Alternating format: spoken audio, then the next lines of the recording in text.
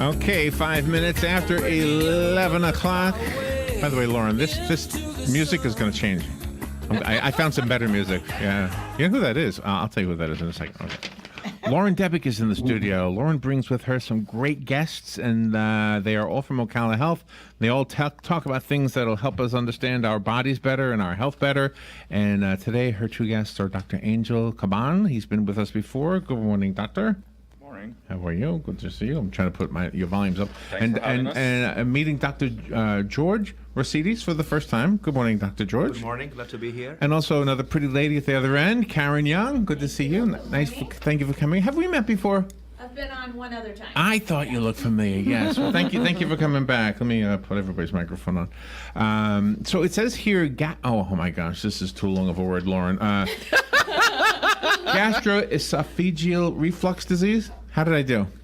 You did pretty good. Who's going to answer my... No, I didn't do good? Gastroesophageal reflux disease. You were pretty close. Listen to you. I don't even know what you said. Okay. Oh, my... So you call it GERD for short? G-E-R-D? Yep. All right, so we're going to find out what that is. Everybody okay? Doing well. Yeah, you doing good? Yeah, you look good, yes. What were you on for, Karen? What you were here for? It was a show on vaccines. On vaccines? Yes. Oh, okay, and that's a good topic for another time. But I mean, right now with school, right? You have to have. What did Kevin say? Yesterday, Kevin Christian came in from. Yes. Do you know Kevin, Lauren? I do. Yeah, you do. He came in and he said, what, 470 kids last year had to be sent home? Yes. Because they didn't have the right vaccines or Right something? vaccines Yeah, something in like third and seventh grade.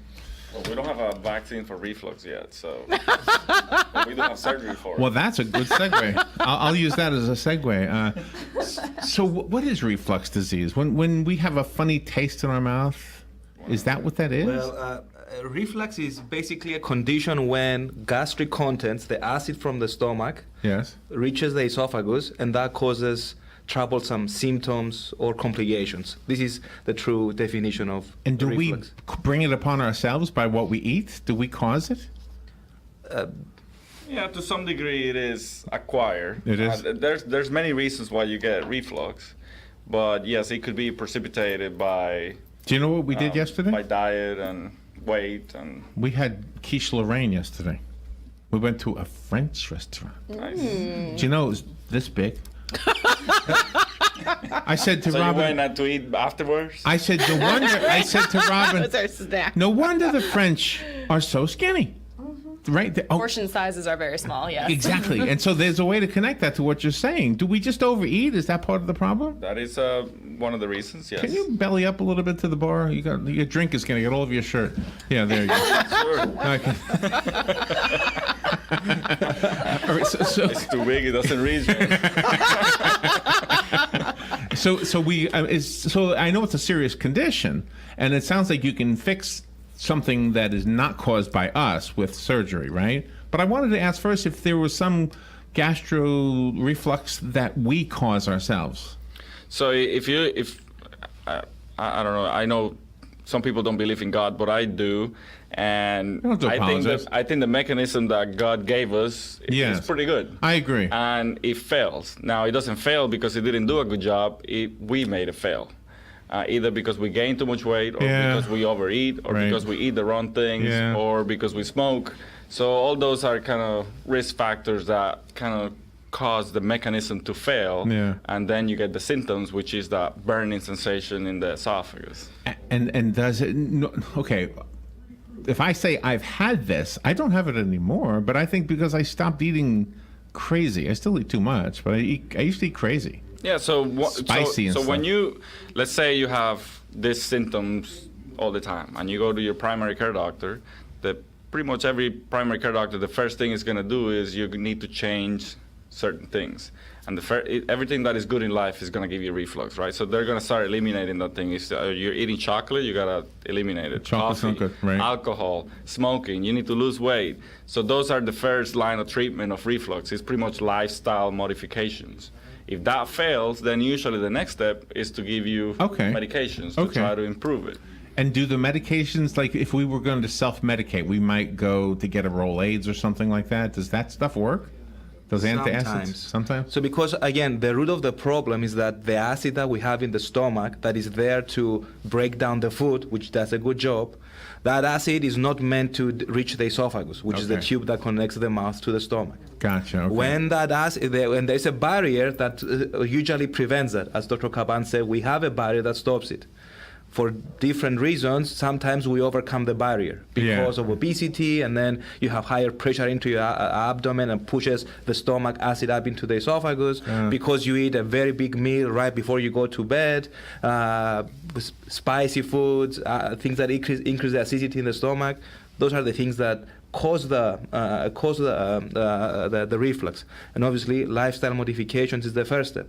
And then, if that doesn't work, then the next step to eliminate is to find medications that block the production of that acid in your stomach, and that's what is now the most favored treatment. Of Oh, choice. really? So that's and after that would be surgery if that didn't work. For the most part, yes. Now, the problem with acid medications is that it's like putting a Band-Aid in a bleeding wound. It's probably not going to control it. Eventually, it's going to fail because you're not fixing the main issue, which is that barrier is not working. You're controlling the symptoms, but not the problem. Gotcha. So eventually, if you have acid reflux every once in a while, and you take a Zantac and it goes away, then you probably don't need surgery. That will be overkill. But if you are 30 years old and you have reflux every day and you take medication once or twice a day and you still get reflux, That's probably no good. then you probably should have surgery because there's no reason for anybody to live with the symptoms when they can be addressed. And is it more prevalent in men than women, or does age matter? It's usually most prevalent in the 50 to 60 years of age. Mm-hmm. It's equally distributed between men and women. But it has a very high prevalence. Like I would say that 40% of the population Really? experience it once a month, 20% once a week, and 10% Wow. once a day. So, Oh my gosh. And it's not something that we see that infrequently. It's there, and it costs around $6 billion a year. Holy cow! Does coffee ever cause a problem? Yes. Really? Well, it's a combination of things. Usually, it's not just the one thing, but usually, there's several factors that will cause. Could you help us visualize the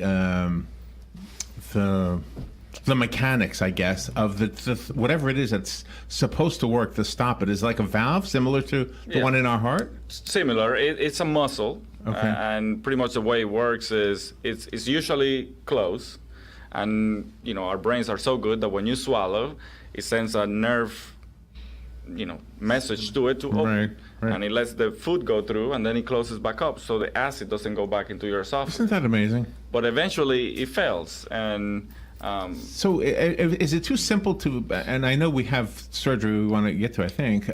But if you fill up something, eventually it's going to go up the top, right? If we eat too much, is that what happens? It just Exactly. you have too much garbage in If the you- dumpster. Exactly. If you overeat, as we said, or you have a very large dinner, and then 10 minutes later Why do you we are do in a that? supine position. Why do we eat so much? It's a cultural thing, I should that's the way say. that's the way Yeah. we were raised, right? We were raised since we were little kids that you need to eat all your food because there's people dying of hunger in other places, Exactly. right? I know, but So they're we- not living in France. Those people. we teach our kids to overeat from the get-go. So we are kind of putting ourselves at Did you say risk from the of- get-go? Yeah. The lizard? Get Oh, the get-go. Genetic.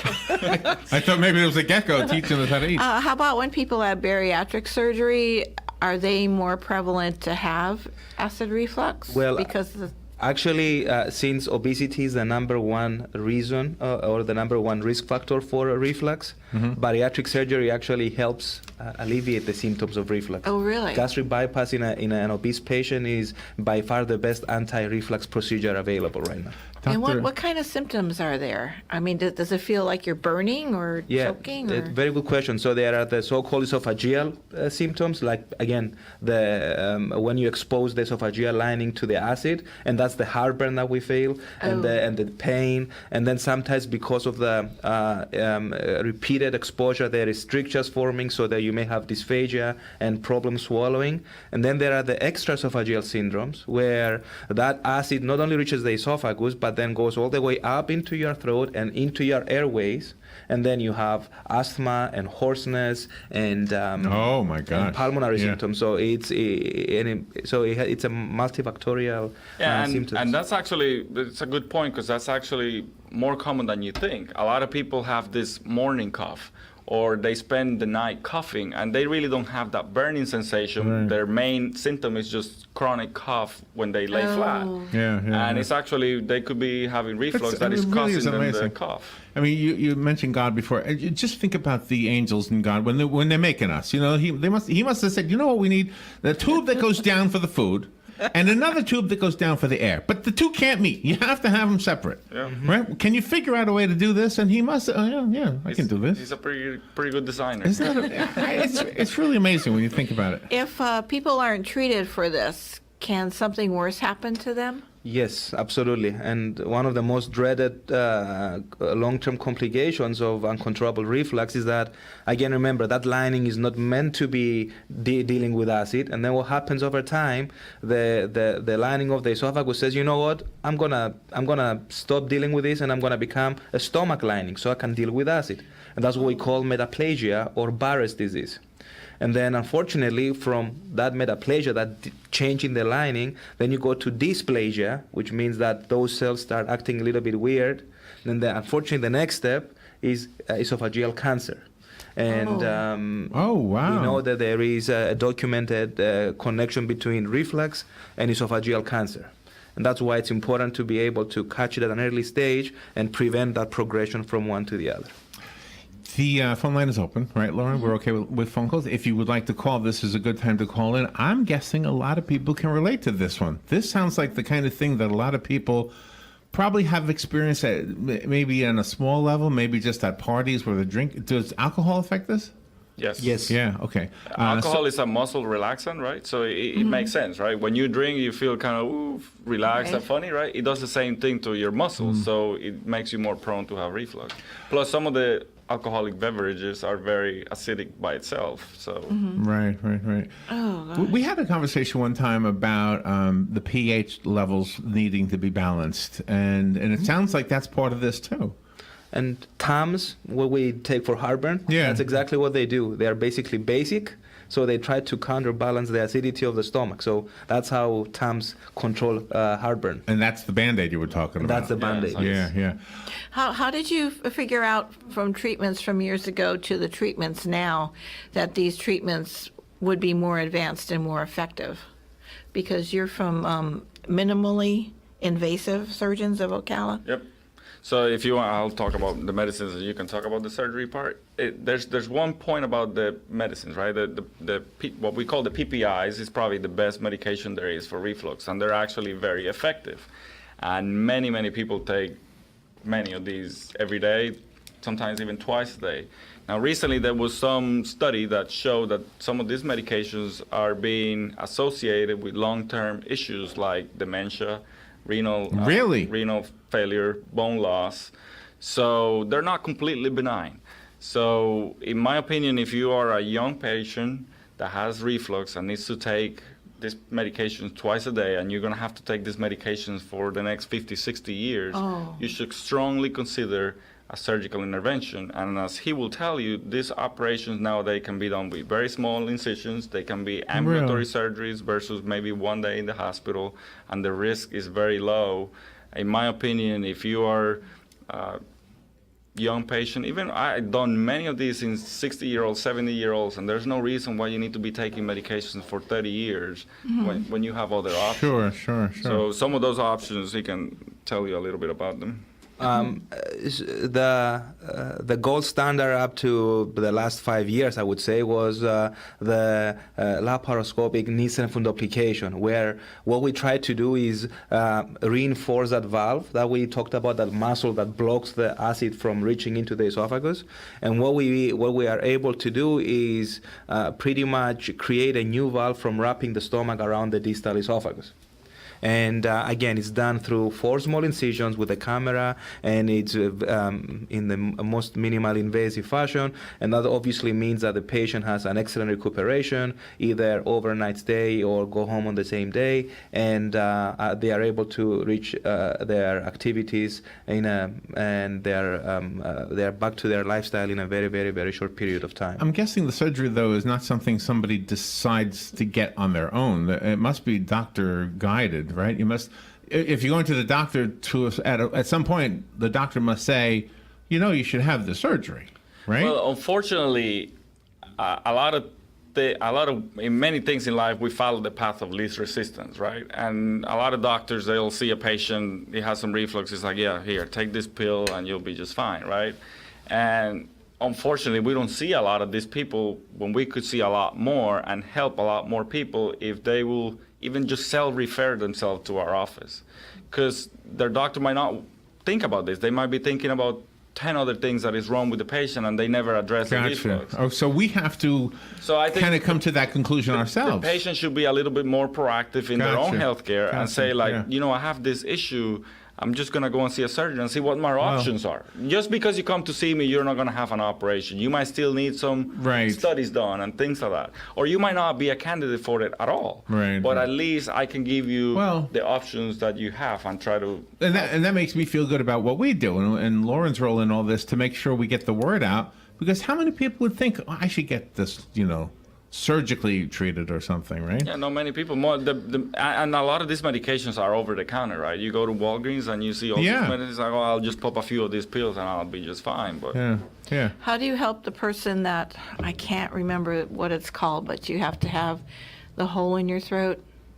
Trach? Trach, that's it. And then some people don't ever, have to keep that there their whole lives. How do you treat patients like that? Well, tracheostomy usually comes from a pulmonary failure, like inability to breathe for some reason. So it's rarely that reflux goes to the extent that it causes these full-blown pulmonary failure to the point that they need a tracheostomy. So even though there are documented issues with the respiratory system, rarely reflux will lead to the point that we will need a tracheostomy. Does it ever happen as a result of like if somebody's in the hospital and they have tubes going in their mouth and down their throat, right? Yes. Do those tubes ever cause this problem? Actually, somebody that is in the hospital for a long period of time where they need to be ventilated, like they need the support from a machine. If you leave that long tube like through the mouth into their airway, if you leave it for a long period of time, unfortunately it causes softening of the tracheal rings, what we call tracheomalacia, and that obviously it's a big problem because then that tube that we have for breathing, it tends to collapse. And that's why somebody that's in the hospital for a long period of time on the ventilator will ultimately need to have the tracheostomy, which is not something permanent. It's usually a temporary thing. Oh my gosh. Again, the phone lines are open, but I wanted to give a phone number for anybody to ask questions about this, and I'll ask Lauren to give us that information. Absolutely. The number is 1-800-530-1188. And is that the nurse line? That is the nurse line. So yes. that's for anything, really? For anything, for physician referral to learn more about GERD or the general surgery program, any questions. Wow. Do you find patients who have maybe served in the military? Do you have, is there a demographic that seems to get this condition more than another demographic? No, it doesn't matter. We're all doing it. Even childs, right? There's babies that get this operation too because they have reflux since they're little babies. Really? Too, so, yeah. And why is it happens in all ages? And, really? Now I wanna, because we talk a little bit about the surgery. There's a newer surgery that is called the Lynx procedure for reflux. It's a little metallic ring that you put around that little valve. Oh, I think you try to mimic the way the esophagus works, right? So when you swallow, this opens up, lets the food goes by, and then it collapses to try to strengthen that muscle. So this is it was approved by the FDA, I think, in 2012, and it's the studies that have been coming out are very comparable, the results to the Nissen fundoplication. How does that stay in place? How does that stay where the tissue grows a little capsule around it, and it just Oh, wow. Kind of gets It accepts it encapsulated and in never there. rejects it. No. No, it's actually very well tolerated by most people. The explantation rate is like less than 1%, so it's very low. And is this outpatient? Yes. Yes. Oh. Is oh that my. magnetic? Yes. So it's they're magnetic beads connected by individual wires. So it's not one wire connecting them all, because then you're gonna have issues opening them. Gotcha. It's individual little wires connecting every single little bead, and they come in different sizes. So it's not How one close size is that fits to all. your skin when you have that inside? Oh, it's all in there. You couldn't pick up paper clips with it, could you? Maybe if you swallow a paperclip, it might get hung up in the ankle. That's amazing someone would think of that. Yeah, so it's invent actually a it. very good device. Patients are doing very well. It's very simple to put in. You got to do some studies to make sure you pick the right person for it.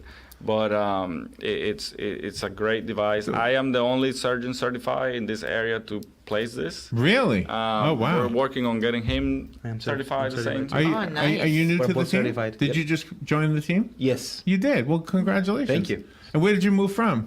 From the St. Petersburg area in St. Tampa. Petersburg. Okay. Oh. So we were residents together at Chance at the University of Florida in Gainesville. Right. He was my resident, then he was my fellow, then we were Oh. junior faculty at Chance together. Then I came here and he went to St. Pete, and now we meet again. I've never had a resident or a Wonderful. fellow. I've never had either one of them. I don't have any initials after my name. Nothing more. Well, maybe we should get you some. Come and join us. Yeah, I could do that. We'll make some initials for you. Since you said this is outpatient, what is the recuperation time when the person goes home? Can they go back to work right away, or do they have to wait? Absolutely. And that's the beauty of the procedure, is that you are, again, able to return to your daily activities in no time. And patients are actually encouraged to have a regular diet, despite the fact that somebody goes in and puts this magnetic, bracelet around your esophagus. You are encouraged to have a regular diet on day one. I would And you have. can have roughage, like lettuce and So things like that's that? a fundamental difference between the two operations, right? So when you do a Nissen fundoplication, we usually put them on a liquid diet for 2 weeks. Oh, okay. To okay. let the tissues heal and all the inflammation to come down. On this one is the opposite. We actually tell the patients to eat normally right away. Because My. this works like a knee replacement or a joint replacement, right? If you get a knee replaced, the orthopedic surgeon is going to tell you got to get up and walk, because that's the rehab for the joint so it doesn't get stiff. The same thing with this. We want you to eat, because the rehab of it is to opening and close it so it doesn't get stiff and then you have issues swallowing. So we encourage them to eat right away. The one thing I'm always amazed at, Lauren, you bring us guests who give us information, and there's never enough time to learn everything. And that's why we like the phone number, the websites and everything. But at least you kind of give us enough information to know that maybe we should take a different path. Maybe what we learned on Google or from our mother-in-law is not right? We might need to... Yeah, sometimes you gotta be very careful what you find online. Yeah, Online, there's yeah. very good websites for information online, but there's really bad ones too. So it's always, you need to see the source. And and this is the source. And if you're if you're watching this video on the website for the source, this is the good one right here. Always love doing these interviews. So again, Lauren, give us a good number. 1-800-530-1188. Okay. Well, thank you for the information today. That, by the way, that little thing would be an excellent collar for a hamster. I don't know. I don't know how much it costs, It's but going to be an expensive one, but yeah. It's $5,000. Oh, there you go. Whoa. You gotta love your that's hamster. $5,000. Would you have thought that? I think it's worth it, because if you look at the benefits of it, right? So you hopefully you'll be completely off the medications, which you will be Right. taking for 30 years. Right. So that's just a save just by itself, right? During the surgery, because it's an ambulatory surgery, you don't stay in the hospital a day or two. That saves the hospital money.